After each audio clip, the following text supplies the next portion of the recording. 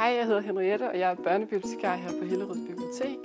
Derudover arbejder jeg også med at udvikle tilbud i forbindelse med vores skolesamarbejde.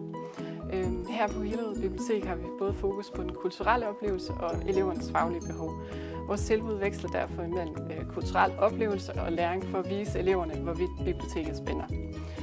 Vi klæder eleverne på til både at finde rundt i det fysiske og digitale bibliotek, og vi tilbyder både inspiration til den gode fritidslæsning, ligesom vi tilbyder biblioteksorienteringer og assistance med informationssøgning til den svære skoleopgave.